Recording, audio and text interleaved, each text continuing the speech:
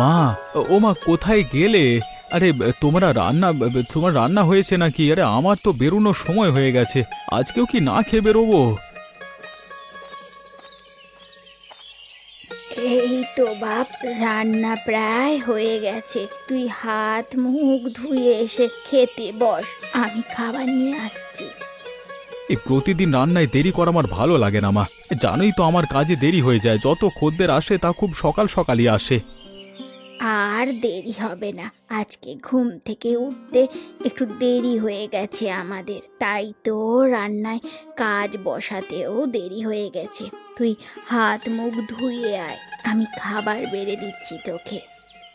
ঠিক আছে, আমি হাত মুখ ধুয়ে খেতে বসছি। বিক্রমটা আবার গেল কোথায়? সকাল থেকে একবারের জন্যও তোকে দেখলাম না, আবার বেরিয়েছে নাকি সকাল সকাল? তোর কি মনে হয় বিক্রম এত সকালে ঘুম থেকে ওঠে? ওর ঘুম থেকে উঠতে এখনো ঢের দেরি, ওর কথা তো চিন্তা করে লাভ নেই। এভাবে দেরি করে ঘুম থেকে উঠলে তো ক্ষতি হয়ে যাবে। ওকে একটু বোঝাও তোমরা, সকাল সকাল উঠে একটু হাঁটতে বেরোলেই তো পারে নাকি? কি রে বিক্রম, তোকে আমি কতবার করে বললাম সকাল সকাল ঘুম থেকে উঠবি, আমি কাজে যাওয়ার আগে যেন তোকে ঘুম থেকে ওঠা দেখতে পাই, কিন্তু তুই দেখি মরার মতো পড়ে পড়ে শুধু ঘুমাস। কি আর করবি দাদা, হ্যাঁ তোমার তো কাজ বাজ রয়েছে, আমার তো আর না নেই। আমি বেকার মানুষ, তাই সারাদিন ঘুমিয়ে থাকি, ঘুমাতে ভালোই লাগে। ওসব বললে কি আর হবে? আমি তো শুধুমাত্র ছোটখাটো একটা নাপিতের কাজ করি, তোকে পড়ালেখা শিখিয়েছি। এভাবে বেকার বসে থাকতে থাকলে তো কিছু তো একটা করতে পারিস, তাই না? আমিও তো সেই কবে থেকেই তোমাকে বলছি, চলো না আমরা এমন একটা কাজ করি যাতে অল্প পরিশ্রমে বেশি টাকা উপার্জন করা যায়। তাহলে তোমাকেও আর নাপিতের কাজ করতে হবে না, পরিশ্রমও বেশি করতে হবে না।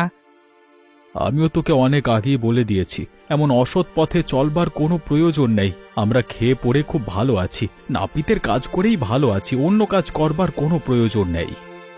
তাহলে আর কি, তাহলে তো আমাকে বেকার বসে থাকতেই হবে। তুই যে বেকার সেটা তো নিজের দোষে। এ বেকার বেকার তোর মন মানসিকতা, গ্রামে কত শত কাজ রয়েছে, যে কোনো একটা কাজ করলেই তো হয়। দেখো দাদা, আমি ওসব বেশি পরিশ্রমের কাজ করতে একদম ভালোবাসি না। তাছাড়া আমি পড়ালেখা শিখেছি, ওরকম কাজ বাজ করবার জন্য কখনোই নয়। যেদিন এই ভাবনা তোর মাথা থেকে বের করতে পারবি, সেদিন তোর জীবনে উন্নতি আসবে। তুই কি সারা জীবন এমনই থাকবি? তোর কি ঘর সংসার হবে না? যেদিন হবে সেদিন না হয় দেখা যাবে। আর তাছাড়া তুমি তো আছোই, তুমি থাকতে আমার আবার কিসের এত চিন্তা? পাগল ছেলে একটা।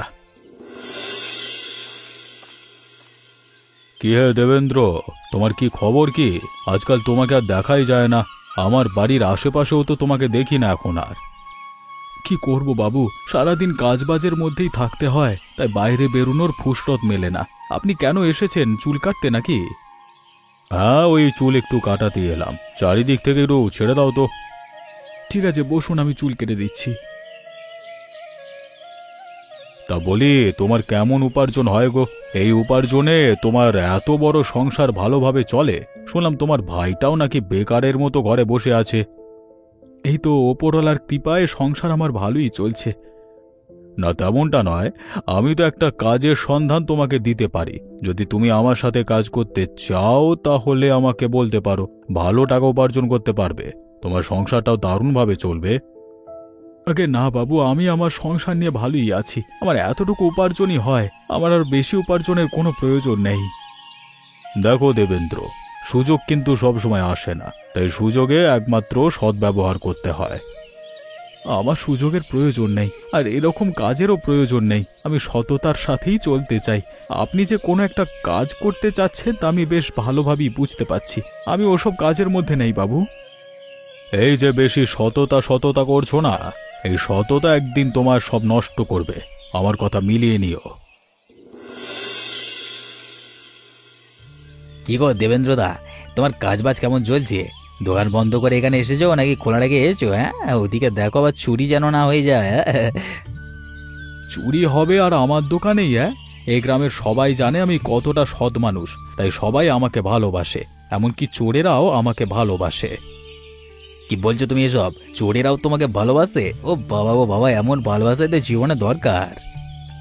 এটা কিন্তু মিথ্যে কথা বলেনি দেবেন্দ্রদা, সমস্ত চোরেরাও তাকে এড়িয়ে চলে, ভাবে তিনি সৎ মানুষ, তার ক্ষতি করা উচিত হবে না। হ্যাঁ, তুমি এমনভাবে কথা বলছো যেন তো মনে হচ্ছে তুমি নিজেই চোর। আর হ্যাঁ, আবার চুরির ব্যবসা শুরু করে দিলে নাকি? হ্যাঁ। ব্যবসা শুরু করতে পারতাম যদি তোমার মতো কুচুরে হতে পারতাম। আমি তো তোমার মতো কুচুরে হতে পারিনি, তাই ব্যবসাটা শুরু করতে পারলাম না এখনো। তুমি একটা কাজ করো, তুমি এই ব্যবসাটা শুরু করে দিতেই পারো। তুই আমায় অপমান করলে? হ্যাঁ, সারাক্ষণ শুধু ঝগড়াঝাটি করেই চলেছিস। যদি এতই চুরি করবার শখ থাকে তাহলে দুজনে মিলেই চুরি কর, পারলে ডাকাতি কর, তবুও ঝগড়াঝাটি করিস না। তুমি বলো দাদা, আমি এমন কি করলাম যে আমার সাথে ঝড়াঝাড়ি শুরু করে দিল? ওসব কথা বাদ দে, আমার ভাইটিকে দেখেছিস? ও গেল কোথায়? সারাটা দিন ছাগলের মতো এপারা ওপারা শুধু ঘুরে বেড়ায়। কি বলছো তুমি এসব? ছাগলের মতো হতে যাবে কেন?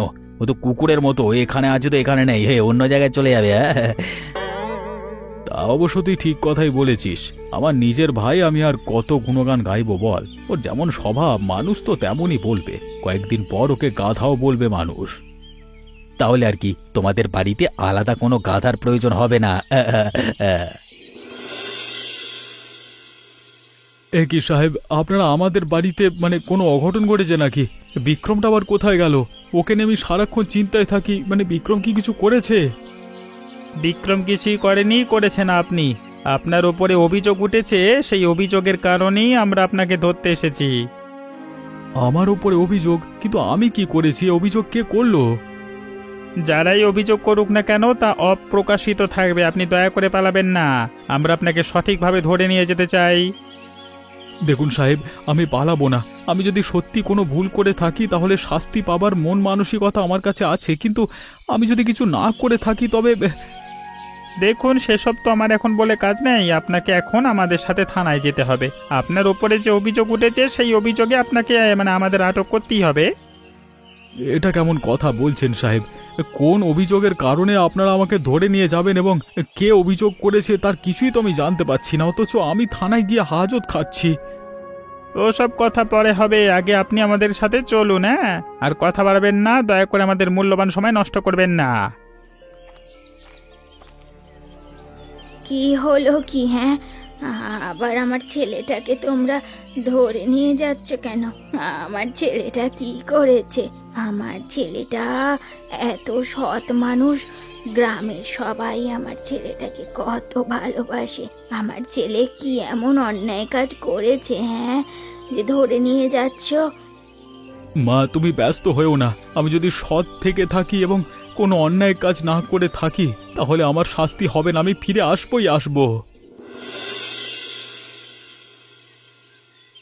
হায় হায় রে, হায় হায় হায়, আমার ছেলে রে, কেমন সর্বনাশ হলো! কে আমার ছেলের ওপরে অভিযোগ তুললো? আমার ছেলে কখনো কখনো কারোর ক্ষতি করেনি, অথচ আজকে নাকি আমার ছেলেকে বিনা অপরাধে জেল খাটতে হবে। হায় হায় হায় হায় হায়! আপনি কান্নাকাটি করবেন না মা, আপনার ছেলে কোনো অন্যায় কাজ করেনি।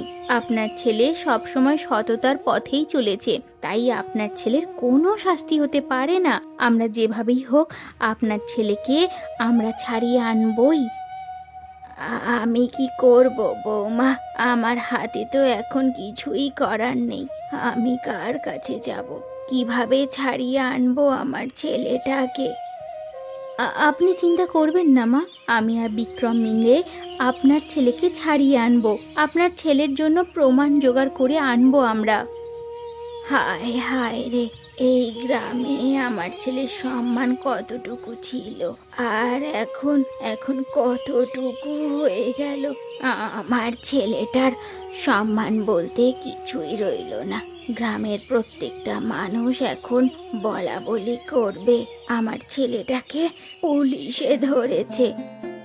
মা, সফলতার দ্বার প্রান্তে পৌঁছাতে গেলে এরকম অনেক বাধা বিপত্তি আসবে, আর যারা ভালো মানুষ তারা আপনার ছেলেকে অবশ্যই চিনবে। তাছাড়া আমরা তো প্রমাণ করেই দেব যে আপনার ছেলে নির্দোষ। আপনার ছেলেকে যারা ফাঁসিয়েছে তাদের কঠিন শাস্তি হবে। এটাই যেন হয় বৌমা, সেটাই যেন হয়। আমার ছেলের যে সর্বনাশ করতে উঠে পড়ে লেগেছে তাকে আমি কোনোভাবেই ছাড়বো না। নিশ্চয়ই আপনার ছেলের প্রতি তার কোনো রাগ বা ক্ষোভ ছিল, যার কারণেই আপনার ছেলেকে এভাবে ফাঁসিয়ে দিল ওরা। আমি আপনাকে কথা দিচ্ছি মা, আপনি একদম ভেঙে পড়বেন না। আমি আপনার কোলে আপনার ছেলেকে এনে দেবই মা, আপনার ছেলেকে এনে দেবই।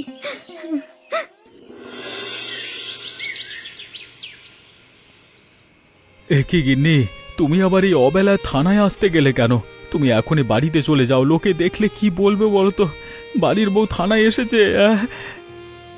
ওইসব দিয়ে আমার কোনো প্রয়োজন নেই। আমি এসেছি তোমাকে দেখতে। সারাটা দিন তুমি এই জেলের ভেতরে ছিলে, কি খেয়েছো না খেয়েছো আমি কিছুই জানি না। ওদিকে তোমার জন্য মা কাঁদতে কাঁদতে শেষ হয়ে যাচ্ছে গো। মাকে কাঁদতে বারণ করো। আমার বিশ্বাস আমি কোনো দোষ করিনি, আমি সব সময় সৎ থেকেছি, তাই আমার কোনো শাস্তি হতে পারে না। তুমি বাড়িতে ফিরে যাও। বাড়িতে তো আমি ফিরে যাবই, তবে আমি তোমাকে কথা দিচ্ছি, তোমাকে এখান থেকে বের করে আমি আর বিক্রম নিয়ে যাবই। তোমরা যদি পারো প্রমাণ জোগাড় করো, প্রমাণ জোগাড় করলেই আমি এখান থেকে বের হতে পারবো। আমার যতটা মনে হয় তাতে বলতে পারি ওই ভাস্কর বাবু এসবের পেছনে রয়েছেন। তিনি কয়েকদিন আগেই আমাকে অসৎ কাজ করবার জন্য প্রস্তাব দিয়েছিলেন, তবে আমি সেটা ফিরিয়ে দিই। ঠিক আছে, আমি বিক্রমকে বলবো ভাস্কর বাবুর কথা। বিক্রম যেন ভাস্কর বাবুর ওপরে নজর রাখে, তাহলে হয়তো সত্যটা সবার সামনে আসবে। তবে তুমি জেনে রেখো, তোমার এই সততায় এক বিন্দু আঁচড়ও আমি লাগতে দেব না। তোমার মান সম্মান অক্ষুণ্ণ রাখবো। সন্ধ্যা হয়ে গেছে, তুমি বাড়িতে ফিরে যাও গিন্নি। আমার কথা চিন্তা করো না, আমি এখানে থাকতে পারবো। আমি আমি কিভাবে তোমাকে ছাড়া থাকবো বলো? তুমি এখানে জেলের ভেতরে থাকবে আর আমি ওখানে শান্তিতে ঘুমাবো। এখন তো কিছুই করবার নেই গিন্নি, তুমি অত চিন্তা করো না। আমি খুব শীঘ্রই ফিরে আসবো। তোমাদের যা বলেছি তোমরা তাই করো, তাহলেই হবে। বেশ, তাহলে এখন আমি চলে যাচ্ছি। তুমি সময় করে খেয়ে নিও। তোমাকে খাবার দেবে তো? হ্যাঁ হ্যাঁ, খাবার দেবে, তুমি চিন্তা করো না। তুমি আবার রান্না করে এখানে নিয়ে আসতে যেও না যেন। হ্যাঁ, আমি এখানের খাবারই খেয়ে নেব। কি হলো বিক্রম, তুই এইভাবে হন্যে হয়ে এদিক ওদিক ঘুরছিস কেন? কিছু খুঁজছিস নাকি? কাকু, তুমি জানো না, আমার দাদাকে পুলিশে ধরে নিয়ে গেছে। আমি তো আমার দাদার জন্য প্রমাণ খুঁজছি, কারোর কাছে কোনো সাহায্য পাচ্ছি না গো। তুমি আমাকে একটু সাহায্য করতে পারবে? সে কি, তোর দাদাকে পুলিশে ধরে নিয়ে গেছে? মানে তোর দাদাকে পুলিশে ধরে নিয়ে গেছে কেন? কি করেছে দেবেন্দ্র? আমরা কিছুই জানি না দাদা কি করেছে। দাদা কিচ্ছু করেনি। এই কে যেন তার উপরে অভিযোগ তুলেছে এবং থানায় মামলা করেছে, যার কারণে পুলিশ এসে দেবেন্দ্র দাদাকে তো নিয়ে গেছে। এটা আবার কেমন ধরনের কথা? কি করেছে সেটা জানতে পারলো না, কে মামলা করেছে সেটাও জানতে পারলো না, অথচ পুলিশে ধরে নিয়ে গেছে। এখন দেবেন্দ্র জেল খাটছে। আমরা এখন কি করব কাকু? কারোর কাছেই তো কোনো সাহায্য পেলাম না, তাহলে কি দাদাকে ছাড়াতে পারবো না দাদাকে? আমার দাদা কোনো কিচ্ছু করেনি, আমার দাদা খুব সৎ মানুষ। তোমরা তো ছোট থেকেই আমার দাদাকে দেখে আসছো। ওরে জানি রে জানি, তোর দাদার মতো একজন সৎ মানুষ এই গ্রামে খুঁজে পাওয়া যাবে না। তুই চিন্তা করিস না, আমি তো দাদাকে ছাড়াতে সাহায্য করব। কিন্তু কিভাবে? যতটুকু শুনেছি দাদা বললো ভাস্কর বাবুকে নাকি তা সন্দেহ হচ্ছে। তোর দাদা তো এমনি এমনি কারোর উপর অভিযোগ তুলবে না, তাহলে নিশ্চয়ই এর মধ্যে কোনো গন্ডগোল আছে। তুই আর আমি মিলে ভাস্কর বাবুর উপর নজর রাখলে সমস্ত প্রমাণ বের হয়ে যাবে। ঠিক আছে, আমরা তাই করব।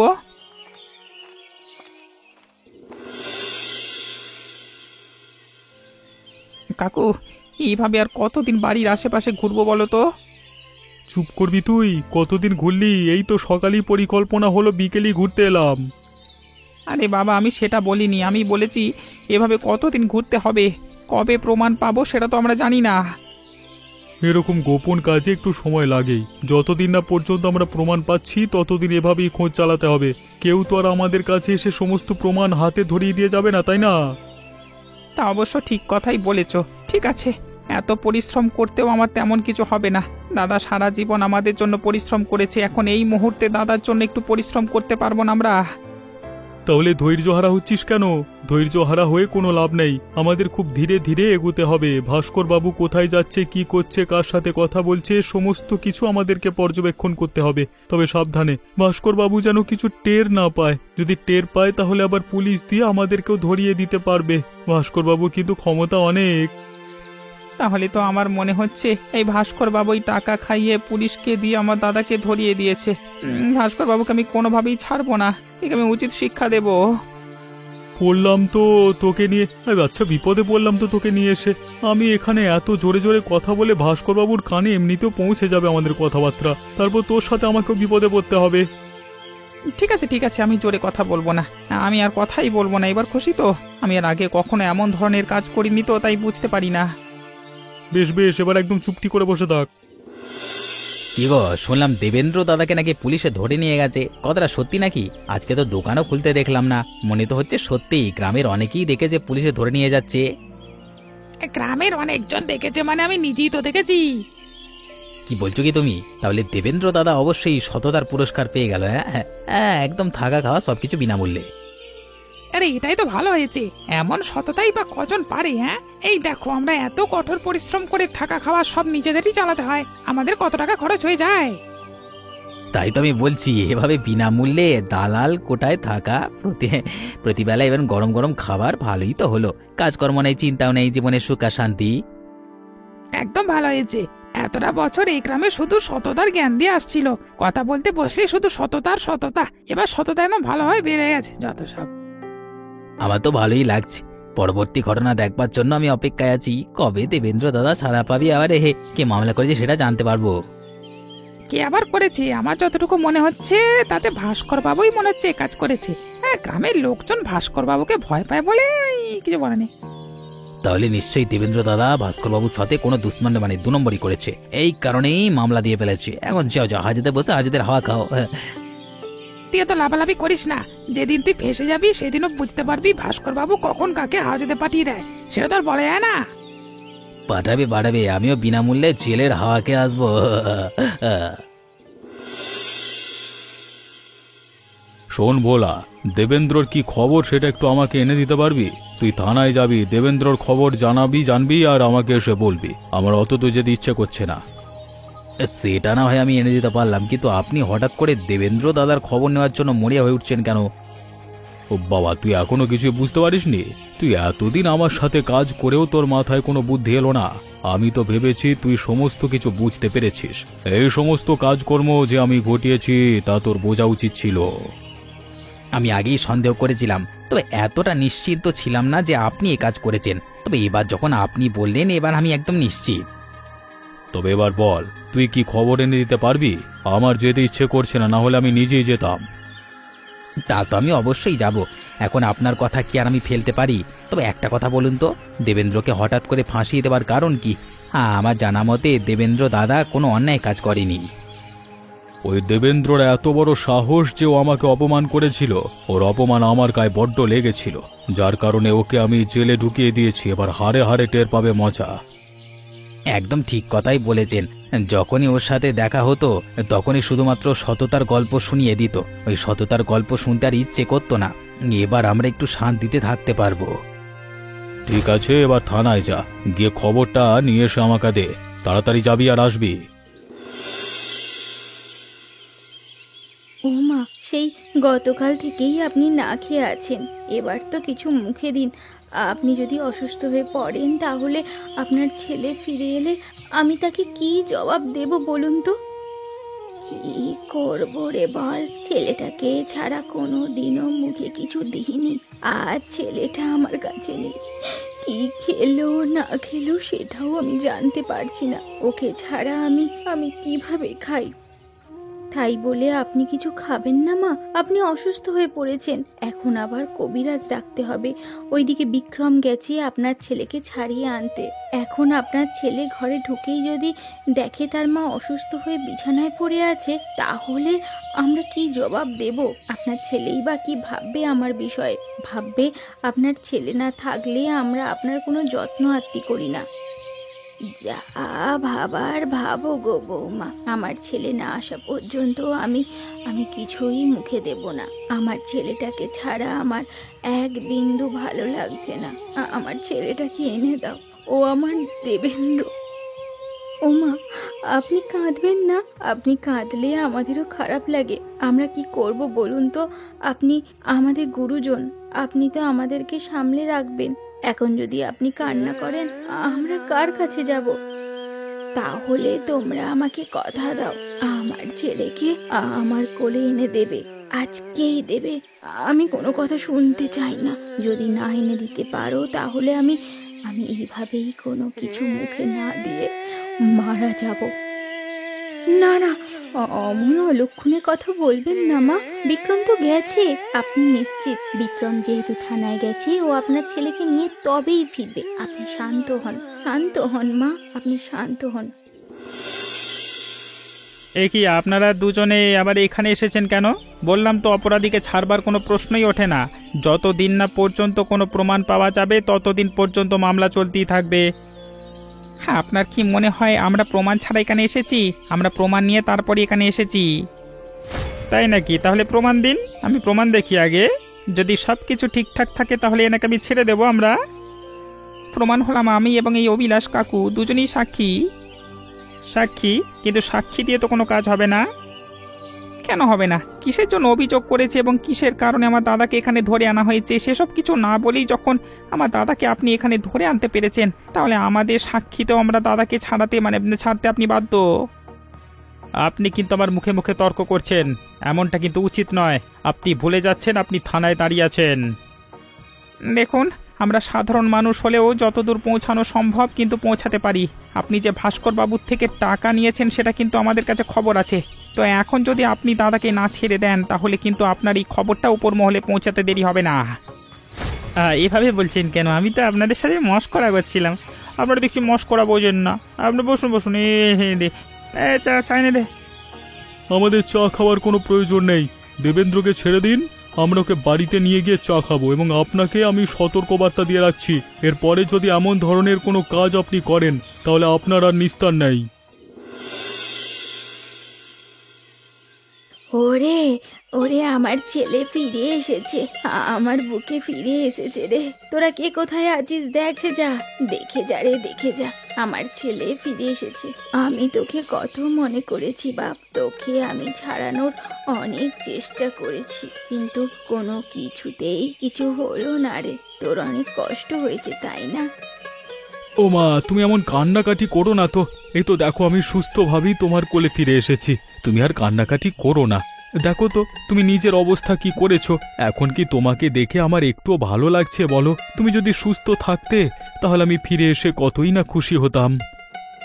আমার কি করার আছে বাপ, আমি তো তোকে ছাড়া এক মুহূর্ত থাকতে পারি না। তুই তো ভালোভাবেই জানিস, এই ছোটবেলা থেকেই তোকে কোলে পিঠে করে মানুষ করেছি। আর এখন তোর এই অবস্থা, আমি কিভাবে সুস্থ থাকতে পারি বল?